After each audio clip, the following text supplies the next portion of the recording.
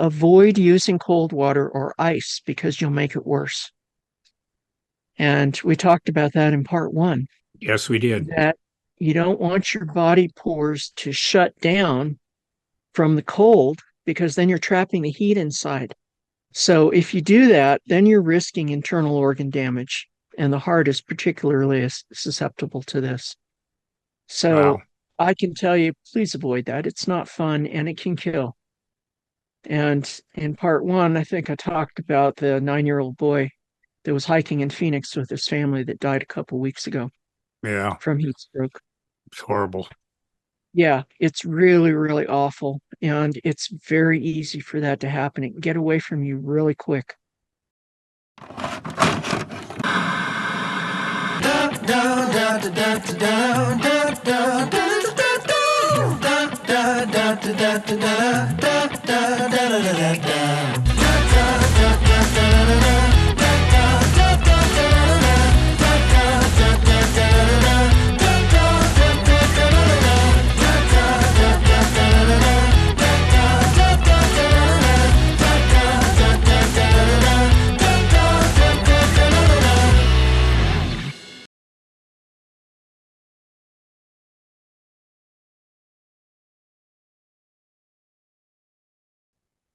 This is the Wonder Network, where we discuss healthy options for humanity.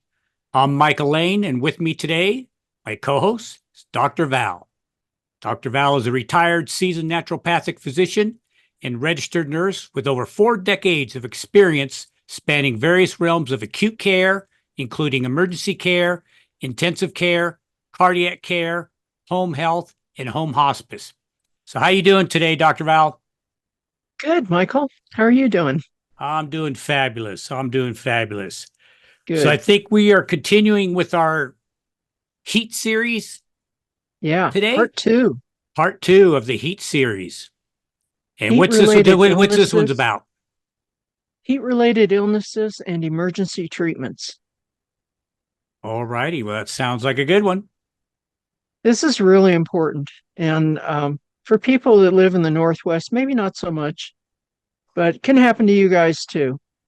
But since I've been in the Southwest desert for at least half of my life now and have worked in emergency and have hiked all over the place in the heat and everything else, I can tell you that I have seen the gamut of what happens to people with heat-related illnesses, and I have experienced them myself. So, yeah, experience is a good teacher. Once you go through some of these things, you don't ever want to go through them again. I bet, And yes. so, yeah, you have to get more careful, And the thing is, it gets so hot here in the desert that you really can't do some of the things that you would normally do if you didn't live in the desert, And for instance, my late husband was an expert marksman, and we would go out and do shooting in the middle of the day, which about killed me. I am just not into that. I want a siesta in the middle of the day.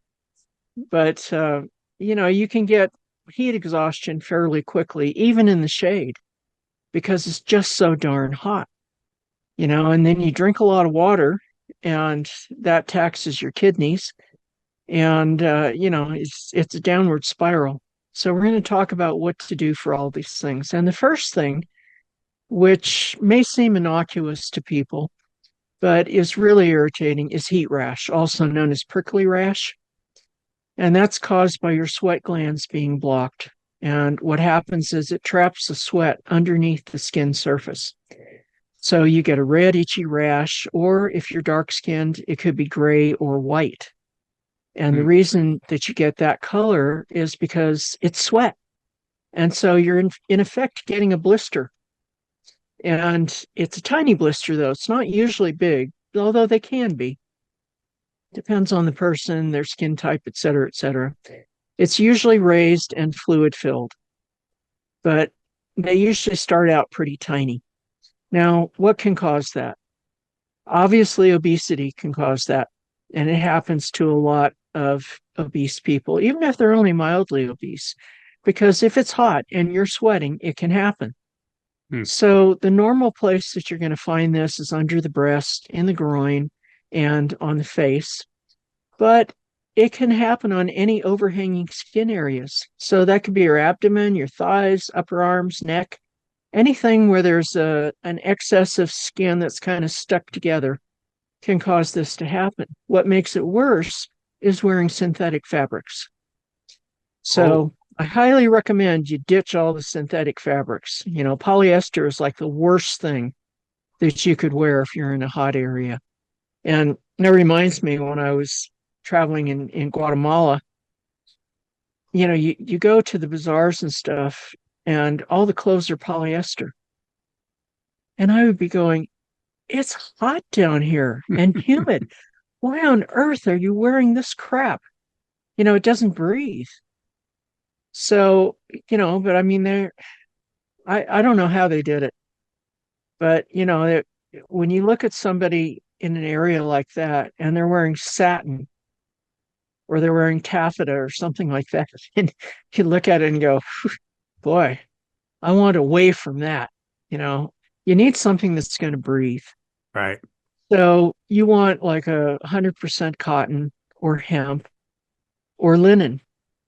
And you can get by with a cotton linen blend or a hemp cotton blend or, you know, something like that. But it's better to have 100% of that fabric as far as the frequency goes. And, you know, fabrics have different frequencies. So linen has 5,000, cotton has about 70 to 100. 100 if it's organic, 70 if it's cotton. And hemp, I'm not sure. I haven't seen anybody that's measured it the same way that the linen and the cotton were measured. But that's one of those things I want to get around to one of these days. You know, it requires the same piece of equipment that was used in the study to find that. So I don't have that equipment. But anyway, when you're wearing a natural fabric like that, it allows your skin to breathe. You know, it's not trapping a moist heat layer next to the skin, in other words. And wool does that too. You know, they will tell you most of the people who live in the Northwest, they've got wool. And they may not like having it next to their skin because it can be itchy. Yes. But the fact is that it's still a natural fiber. So it will let that humidity exit your body. And it's quite helpful. I mean, I grew up wearing wool because my dad had built a boat, and so the family was out on the boat every chance that we got. And it gets cold out there, you know, in the Northwest Pacific. You know, it's pretty cold. So I wore a lot of wool, and a lot of times it was raining, and so you would get soaked to the skin, but you didn't get cold because you were wearing wool. And the wool would keep your body heat in when it needed to be, and it would let it out when it didn't need to be there. So natural fibers will do that. So if you're a person who's prone to getting heat rash, then I suggest you try natural fibers. So the main thing is to keep the area clean, because if it starts bleeding, then you've got a problem. And this can also happen on bed rest. So if you have someone that's on prolonged bed rest, they need to be changing position about every 20 minutes. And Yes. it doesn't have to be a huge positional change, but like if you're laying on your back, lay on your side, and then lay on your stomach, and then lay on the other side, you know, and just keep flipping around and make sure that if you're in bed, that you're not laying on top of plastic. Now, here's the problem. If you've got somebody who's on bed rest and they can't get up to go to the bathroom, or they've got wounds or something like that, then the normal thing is to put a plastic pad underneath them that's got a fabric surface on top of it. And the problem is that the heat that is generated from that plastic pad and your body is going to cause a further problem. So you really want to cover that with something else like a cotton towel, and make sure that the bedclothes are a natural fiber as well. And prickly heat is pretty uncomfortable. So what you want to do if you have that is you want to clean the area gently with gentle soap and water and then pat dry. You don't want to rub. You want to pat dry. And you want to apply a cold compress, but not right away. Give it that 10-minute break. Just do some lukewarm at first and let the body gently get used to the fact that it's going to be a little cooler. Then you put a cold compress on. You can take a lukewarm bath, and it's okay if it gets colder after you've been in it for a few minutes. But use something like oatmeal. So you've probably heard of Aveeno oatmeal bath. Yep. You can buy the packets and stuff. You can make your own, or use baking soda. 1 cup to a full bath is usually what you'd use.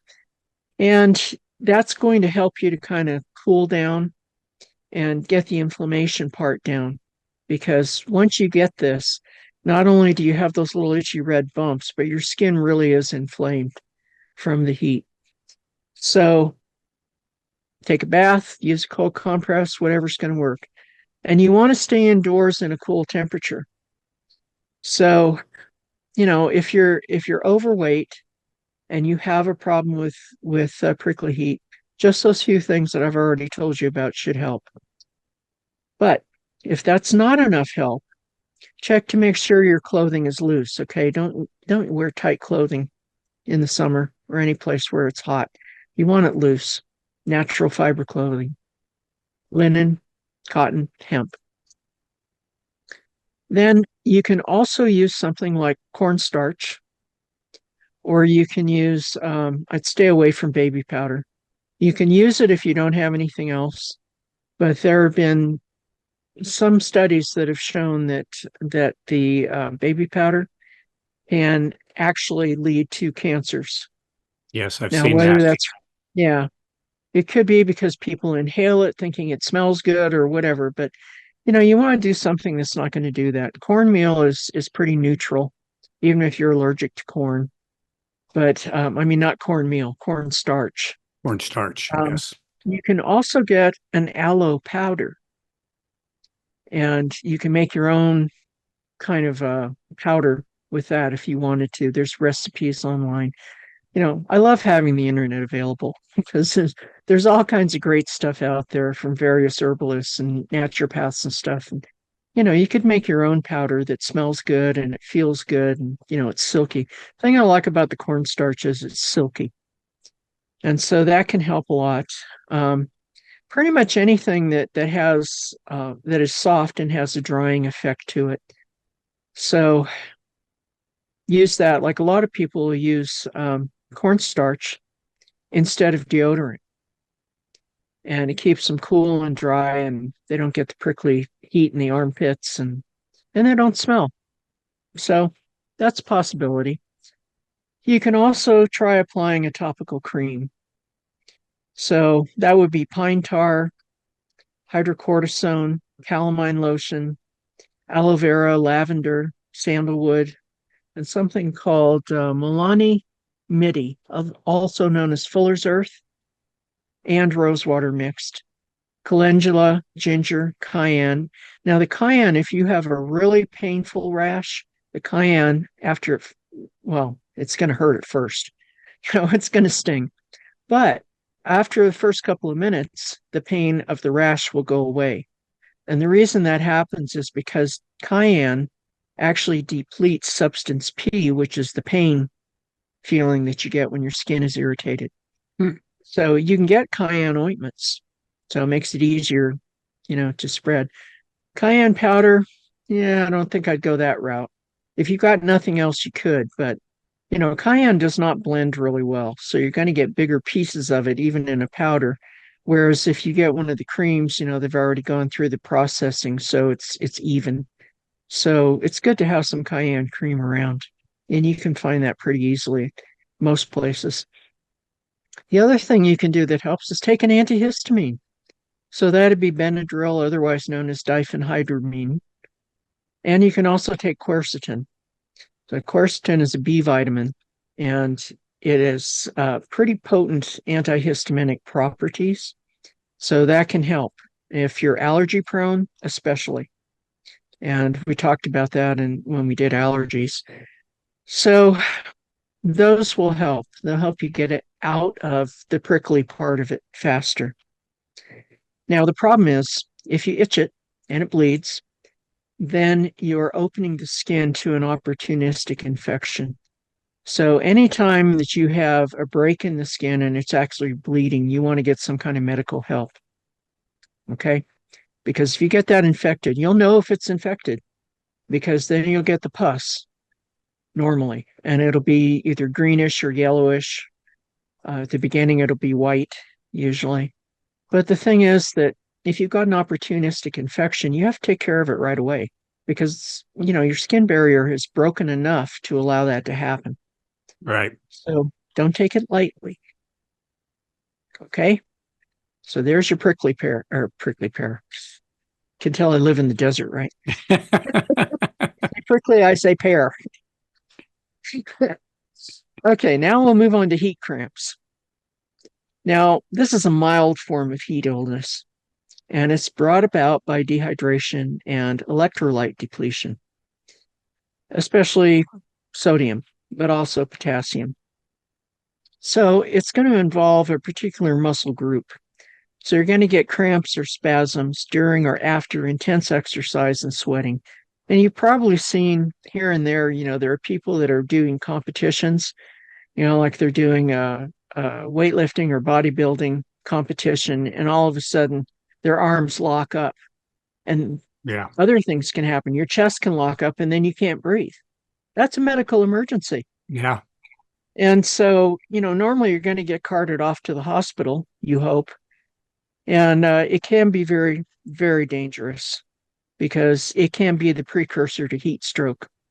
So the basic thing is you want to do electrolyte and fluid replacement. So that's sports drinks, coconut water, and etc. And you want that room temperature, not cold. And if you saw part 1 of our heat-related illnesses, we talked about electrolyte replacement. And we talked about not shocking your body with cold because it comes on because you're sweating.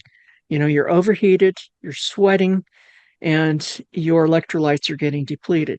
So you want to give people sips of a room temperature replacement fluid. So that's stuff like Gatorade, Refresh, Vitalite, things like that, or coconut water. Coconut water is great. It is. As The far coconut as water is really replacement. good. Yes. Yeah, and it tastes good, even if Yes. it's room temperature. Yep. Well, yeah, so, be prepared for that. And if you are working out really heavy, whether you're working out, just at the gym or whether you're working out in your garden or you're moving things around, you keep thinking, oh, just this one more thing. Take the time to be good to yourself. Have some electrolyte replacement fluid around. I was watching one of the YouTube channels, and this one I was watching was a guy that does storage stuff. So he buys storage units at auction. And this one, he kept pushing himself. And he happens to live in a state where it's humid and it's hot now. And so he was almost passing out. And so he'd sit himself down for a couple of minutes and then go at it again. And I'm sitting there yelling at the screen, going, take some electrolytes. So, yeah, I can't help myself.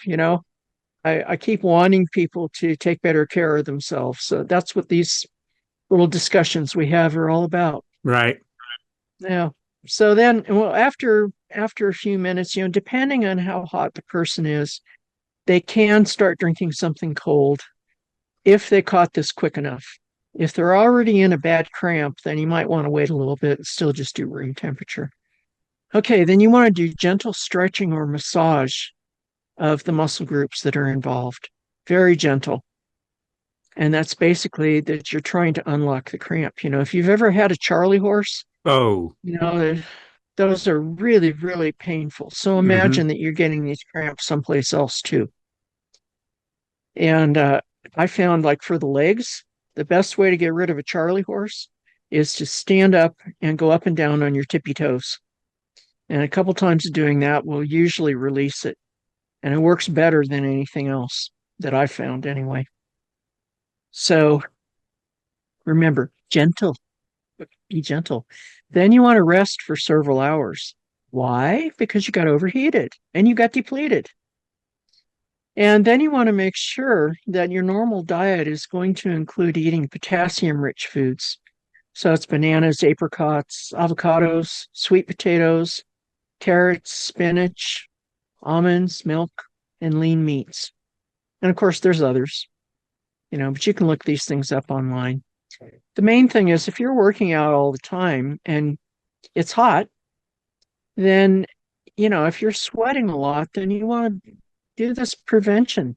Make sure you're getting enough sodium and potassium throughout your day, in your meals, in your drinks, and make sure that you're not water diluting yourself. You can dilute your blood with too much water. So if you're finding that you're too thirsty and you're drinking and drinking and drinking and you still feel thirsty, it used to say, we used to say, well, that means you got a problem in your brain with your beta natriuretic peptide. However, nowadays, it's because of electrolyte depletion. So if you find that the water is not quenching your thirst, you need electrolytes. All right. So pay attention to that. Okay, now we go into heat exhaustion. So this is more severe. And yes, been there, done that as well. So you can have severe symptoms such as heavy sweating, muscle cramps. The skin gets pale and cool. The pulse gets fast and weak because your body's trying to keep up here.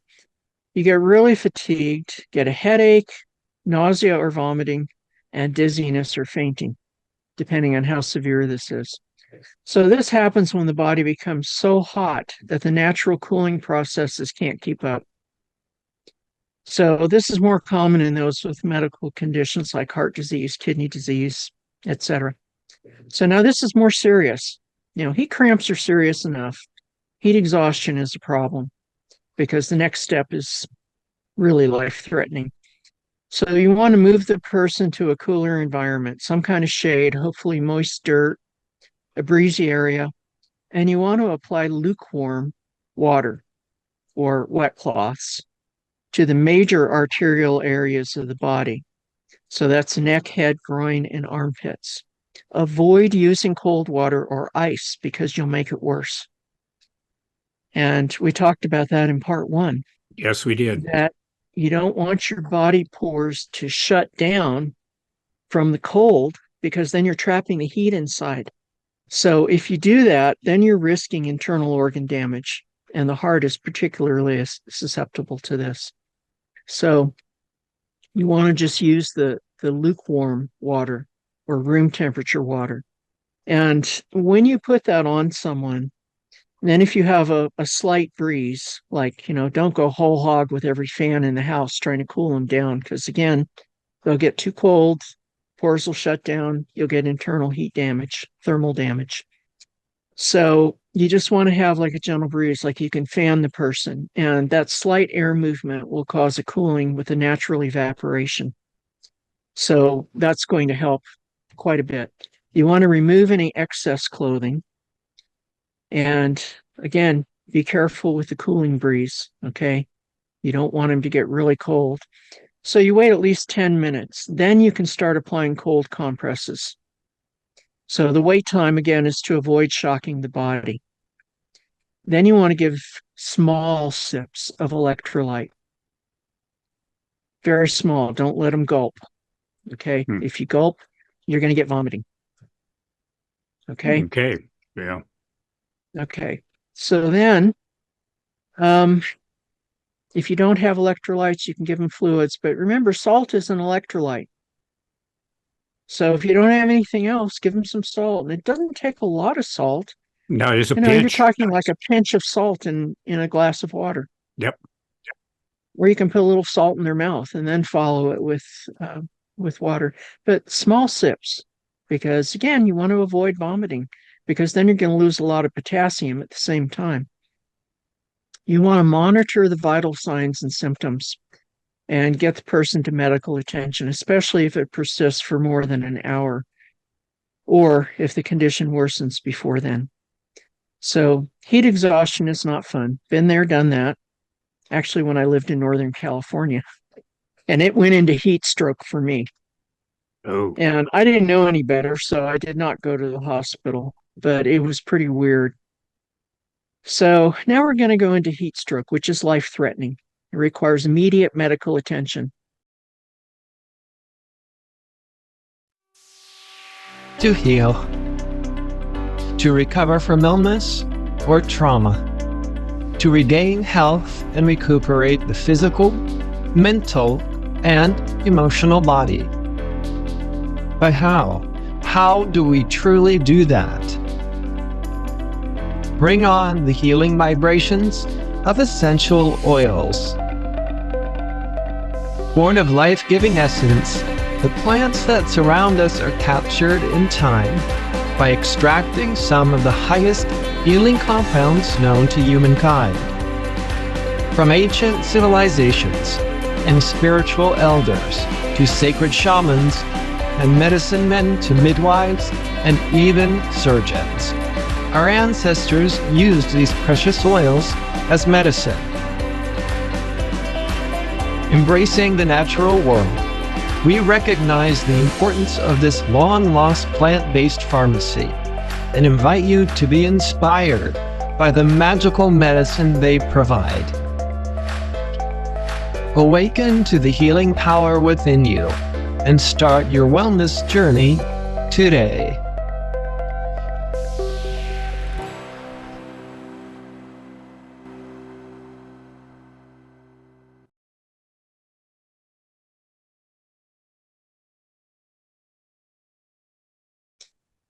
And those symptoms are the same as the heat exhaustion, but a high body temperature, so usually above 103, with confusion, slurred speech, and inevitably loss of consciousness. So this is pretty common, can occur in temperatures over 90 degrees Fahrenheit or 32 degrees Celsius, especially if there's humidity. The more humidity, the lower the temperature that this could actually happen at. And I can tell you from traveling through jungles that 70 degrees with about 1,000% humidity feels like it's 120. yeah. It's really, really difficult to deal with the humidity. It'll raise the heat index something fierce. So you're going to find this more common, heat stroke that is, in infants and young children, the elderly, and people with medical conditions such as heart disease, diabetes, kidney disease, and obesity, and some drugs.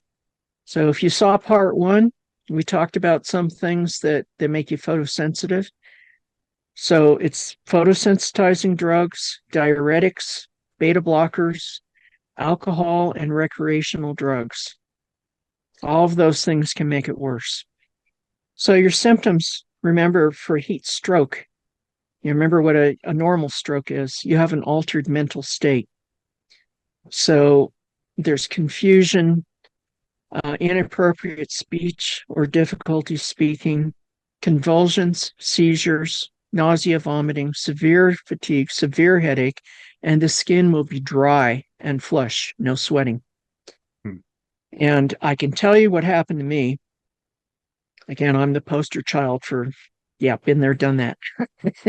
Anyway, I was riding my horse to the vet one day, and I lived in the San Francisco Bay Area.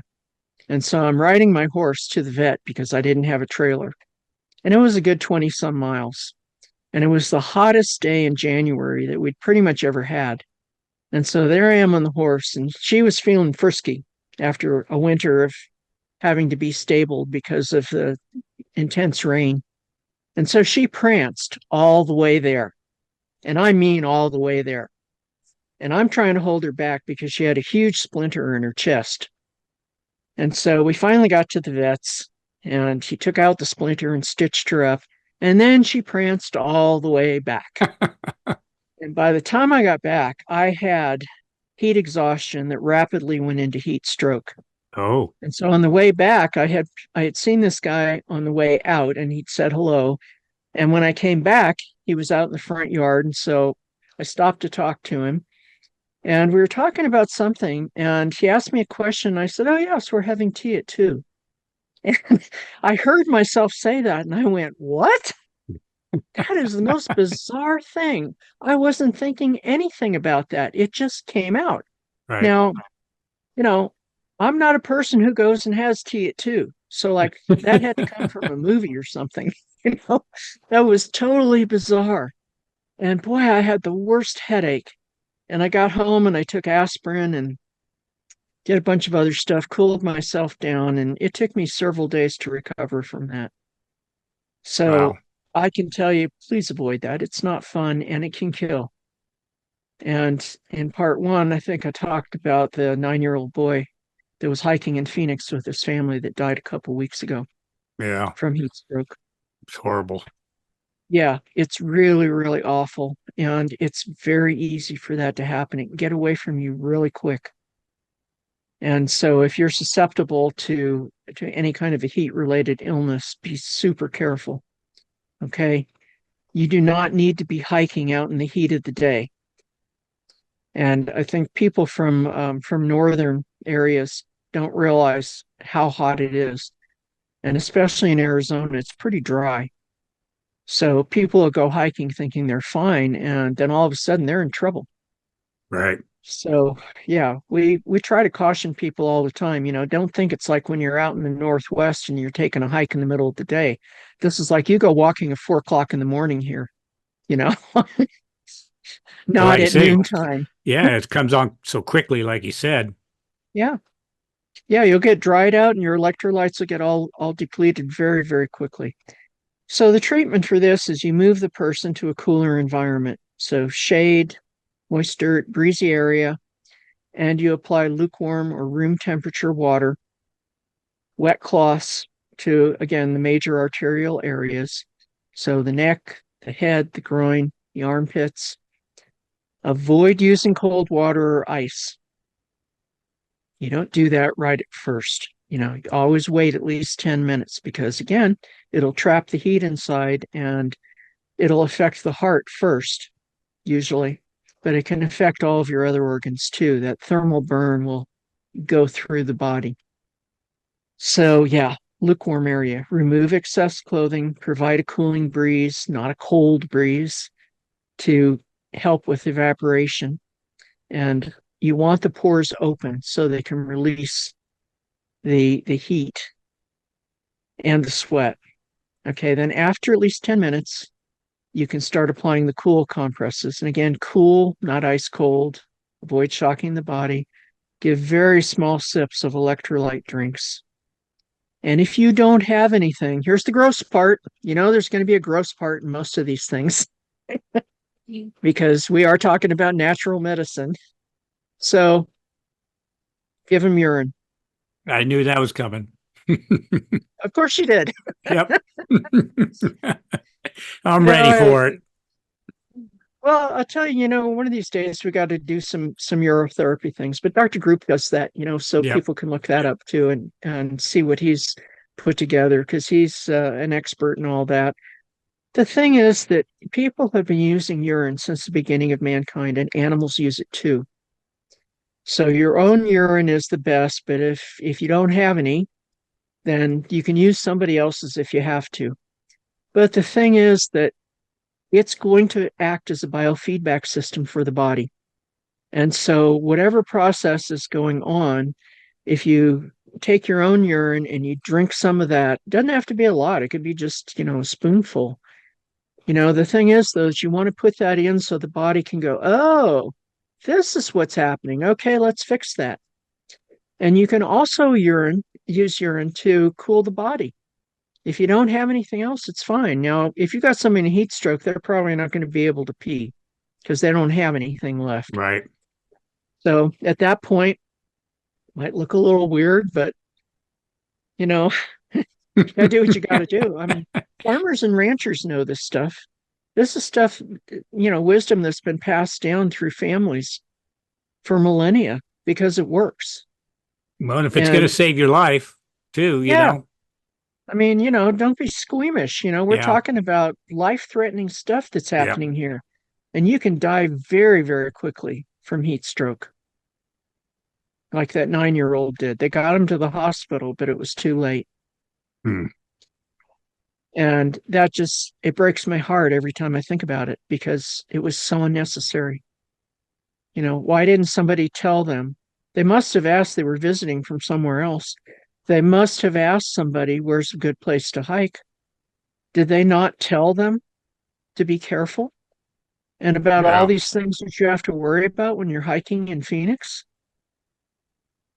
I mean, it can happen any place that's hot. It's just that, Right. Phoenix is right down the road. So that's that's my usual place for all of these things to give examples. Well, yeah, Phoenix is probably So probably the hottest city in the U.S. I would think, temperature wise, yeah, well, city, as yeah. far as the city Actually, goes. Death City Valley, goes, yeah, Death California is the Valley's hotter, hottest. yeah. But as far as the city I've been goes, camping out in Death Valley, but I try to make that during the winter, right? not the summer. Yeah. So then you want to monitor the vital signs and symptoms of the person while you're waiting. And this is a heat emergency. And I remember years ago when I was in med school, my roommate had come back and said some crazy guy was mumbling, was in the laundry. So I told him to get out of here. And the guy was making absolutely no sense. Well, they found him dead a short while later from heat stroke. Yeah. So, you know, when you're talking to somebody that's not from the desert, he didn't think about it being heat stroke. He thought it was like when he was in New York, and the street people and they're wandering around mumbling. Right. So he didn't know any better. If it had been me, I would have been like, okay, you better check that guy. But I had no idea that was what was going on. Hmm. So now let's look at the risk factors. The usual age, very young, very old, and anybody with medical conditions. If you're on medications that can cause a problem, like photosensitizing medications, and we covered that in part one. You want your clothing to be natural fibers, and loose and light. So you want, the white, usually white or a tan, something very light blue, light pink, whatever floats your boat. But the thing is that you want it to be light and loose and natural. If you're wearing synthetic fabrics and you're in a heat emergency, that's likely a major contributor to why you got into a heat emergency. So all these exercise clothes that are made with elastane and all this other stuff, those are not things that you want to be wearing in the heat. It's very bad for you. And then there's environmental factors. So it could be that you're kind of in like a bowl depression and the sun's beating down on that. That's an environment that's going to make you much hotter than if you're up on top of a mountain where Yep. there's a little bit of a breeze. So take all that into consideration. So here's your prevention methods. Stay hydrated. So you want plenty of water with the appropriate electrolytes. And other fluids are okay too. The thing is that if you're a juice person and you're drinking straight juice, that's way too much glucose. It's not good for you. You want just a splash of juice in your water. And then you want to have some kind of electrolyte replenishment too. So what you want to do with that is try to do it in your diet. So you want to avoid the electrolyte depletion. And we went over that also as to the foods. You need salt, you need potassium. You're going to get the chloride with the salt. And you want to make sure that you're not causing problems for your body when you're going out hiking and such, or if you're working. If you're out working in the heat, you have my sympathy. Look for a better job. Been there, It's done really that. rough. Yep. Yeah, it really is But rough. Like I you were was in my talking youth. about It was being on easy the to roof. handle then. Yeah. Well, when you're in your 20s and 30s, you can kind of handle this stuff Yep. usually. But, even somebody who's really healthy can get into a problem with these things. It doesn't take very long, really. And again, we're loose, light, natural fibers. Synthetic fibers are the worst thing that you can wear when it's hot. And avoid exertion during the peak hours. Now our neighbors to the south in Mexico and Central America and South America, they know what to do. They take Yeah. siestas. And if you travel in those areas, you'll see that everything's closed from about noon to about 6. And people from America and Canada kind of get upset. Well, how come this store isn't open? I want to buy this or that or the other. And everybody looks at you like you're crazy because that's their siesta time. That's when they sleep. And then they're up late. They eat dinner like anywhere from 9 o'clock on. And they party and they do whatever work they can during the nighttime hours or the early morning hours. And there's a reason for that. It's because it's hot. Yep. And they have learned through the years that that's what you have to do. So I'm all for siestas. I think that's great. So between 11 a.m. and 3 p.m., take a break. And if you have a lot of work to do outside, do it in the early morning hours, before 9 or 10 o'clock so that you don't get depleted. And then you can take a siesta in the afternoon to make up for any lost sleep. Like I think I've mentioned before, when I want to get out and walk, I have to get up 4 o'clock in the morning to do that because by 8 o'clock it's hot Right. and I don't want to be walking in that. So then I have to take a nap in the afternoon because otherwise I'm severely sleep depleted because I'm a night person. I would much rather be up until at least midnight, if not 2 a.m. So, the only reason that I don't just stay up and walk is because by 2 a.m. I'm tired. Too tired to go take a walk, Yeah. especially up and down hills. The other thing you want to do is bring a thermometer with you, monitor your body. So you want to make sure you stay below 103 Fahrenheit. That's the danger zone. Right. I've talked about it before. If your temperature goes up too high, your brain's going to fry. And I have taken care of people that came in with a temperature of 107 or above. One was 110. They didn't make it. So keep that in mind. Now, if you're doing a short thing, if you're doing a hydrotherapy, you want your temperature to get up, but it's not going to stay up and you're not going to take it up to stroke levels. You're going to take it up maybe to 105 tops, but it's very brief. And then you're doing alternating hot and cold, and you always end with cold. So it's a little bit different. People that practice hydrotherapy are aware of that, so they're very, very cognizant of what can happen if it goes way too high. But when you're talking, you're out in the environment and you're walking around in 120-degree heat, yeah, that's too much, way too much. Yeah. There's a lot. So hopefully that will help some people now. It is the time for this. And especially, if you live in a cooler area of the country or the world and you come to visit us, please keep this in mind. And any of your friends and relatives that you know, please help them to understand too that it's not like when you're home in the Northwest.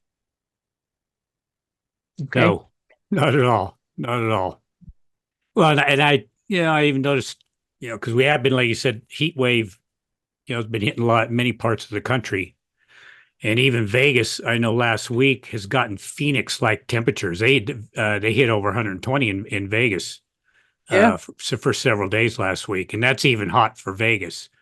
Yeah. So that's Phoenix-like temperatures. So I don't know what Phoenix has gotten up to. You would probably know better if they've peaked out at this summer yet. But I think the highest it's been so far is 118. But the first time that I moved to Phoenix, I moved in July, and that was in 95, and I think it hit 128. Wow. Yeah, luckily I hired movers. Yeah. Yeah. But yeah, it was brutal. I mean, that's normally what you see in Death Valley. Yeah. Phoenix doesn't normally go that high, but Phoenix is a lot of asphalt and it Right. gets full sun, and they've had problems there with high heat for a long time because of all the asphalt. Yeah, Yeah. I can see where it could play havoc on a lot of things. People as yeah, well as buildings. Yeah. Buildings, you name it, cars, everything. Yeah. yeah, and the animals too. I mean, Animals. I've Yep. I've been putting water out for the animals, and we're not supposed to put anything out here for animals because we have roving herds of javelina and bobcats and coyotes and Oh, coatimundis and all kinds of stuff here. But the thing is that all the animals are looking super thin. They're starving, basically, because they're in the heat, and there's no relief. Even at night, it's 80 degrees, right. and it's rough. And I've been putting out water for the birds and stuff, and any little animal that comes by because they need water and they need it now, and they need food. But you don't really want to feed them because then they come around more, and then somebody's going to kill them. So yeah, it's rough.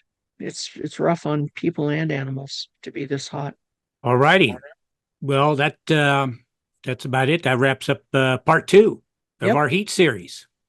Part three, we're going to go into how to keep your food safe during a heat wave. That's a good thing to know. Yes. Yeah, it's another thing tourists don't know. And then they get food poisoning. Yeah, that's not good. I've had that. Luckily, I have not had heat stroke or heat exhaustion. I don't know why. As much as I've been out in the sun throughout my life and both working and play, I've been pretty lucky there. But I have had the food poisoning, and that is not fun. Yeah, me too. And it's very common actually in Las Vegas and Phoenix. Oh, really? I didn't know that So because of the yeah. heat, huh? Obviously, yeah. Hmm. Yep. So we'll talk about that in Okay, part three. we'll talk about that in part three. And for now, we will wrap up part two. This is Michael Laine with Dr. Val for the Wonder Network, and we'll see you next time.